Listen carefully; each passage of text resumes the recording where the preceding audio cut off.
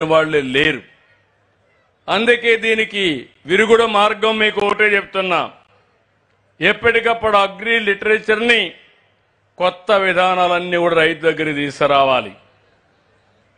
Certification అంటే ఏంటి, traceability అంటే ఏంటి, ఏ పంట డిమాండ్ పెరుగుతా ఉంది, మార్కెట్లో ఇంటెలిజెన్స్ ముందుగానే తెప్పించుకోవడం, అనలిటిక్స్ తీయడం, ఒకటి ఆహారపు అలవాట్లు మారడం, కొన్ని రాష్ట్రాల్లో పంట దెబ్బతినడం, కొన్ని రాష్ట్రాల్లో వరదలు రావడం, కరువు రావడం, డిమాండ్ సప్లై వల్ల కూడా పంటకు మనకు వచ్చే గిట్టుబాటు ధర డిమాండ్ తగ్గిపోయే పరిస్థితి వస్తుంది.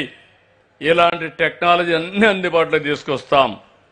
అందుకే మీ అందరికీ చెప్తున్నా, అగ్రికల్చర్లో టెక్నాలజీ, దీన్నే అగ్రిటెక్ అంటున్నాం. మూడో ప్రిన్సిపల్గా నేను మాట్లాడుతున్నా. ఈరోజు అగ్రిటెక్ కోసం బిల్ గేట్స్ ఫౌండేషన్ నుంచి సహకరించడానికి ముందుకు వస్తున్నారు. ప్రపంచంలో ఉండే నాలెడ్జ్ కానీ టెక్నాలజీలు కానీ తీసుకురావడానికి ముందుకు వస్తున్నారు. ఇంకో పక్క ఇప్పుడు కూడా నేను రైతులతో మాట్లాడితే కూలీలు దొరకడం లేదని బాధపడుతున్నారు. ఇది యథార్థం. ఎప్పటి నుంచో నేను ప్రయత్నం చేస్తున్నాను, నరేగా వ్యవసాయానికి అనుసంధానం చేయాలని. ఒక స్టేజ్లో ఇప్పుడు కేంద్రంలో వ్యవసాయ శాఖ మంత్రిగా ఉండే వ్యక్తిని, మాజీ ఆయన సీఎంగా ఉండేవాడు అప్పుడు మధ్యప్రదేశ్లో, చౌహాన్ గారు ఆధ్వర్యంలో కమిటీ వేశారు. దురదృష్టం, ఆయన కమిటీ రిపోర్ట్ ఇవ్వలేదు. మళ్ళీ నేను ప్రధానమంత్రి గారితో మాట్లాడతా, ఎంతవరకు వీలైతే నా ప్రయత్నాలు చేస్తానే ఉంటా.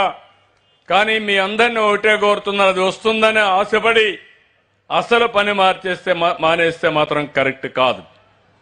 ఈరోజు మీరందరూ చూస్తే నేను ఒకటే ఆలోచిస్తున్నాను, శాటిలైట్లు వచ్చాయి.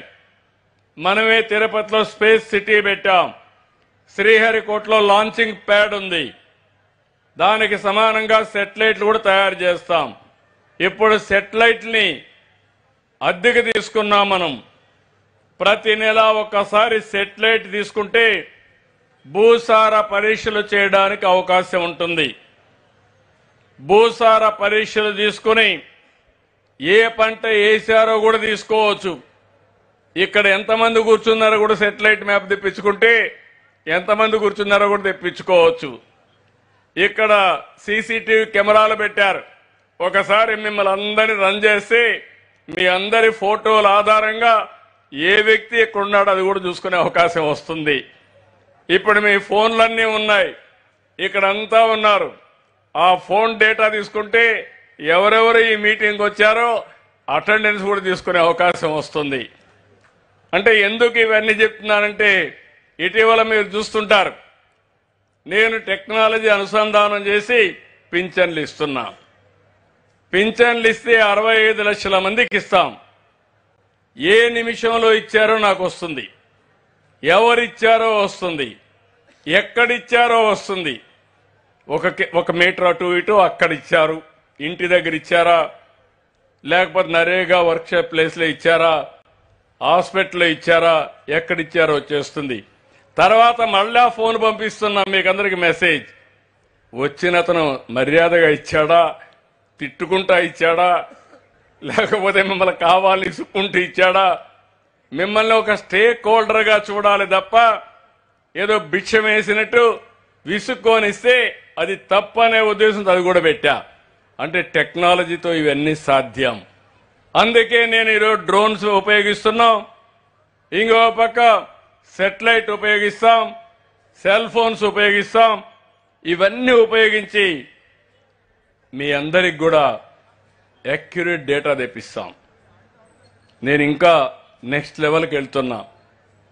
గ్రోమోర్ ఉంది, ఇప్పటికే వాళ్ళ సెంటర్కి పోయి వచ్చాను. మొన్నే వాళ్ళ మేనేజ్మెంట్ వచ్చారు.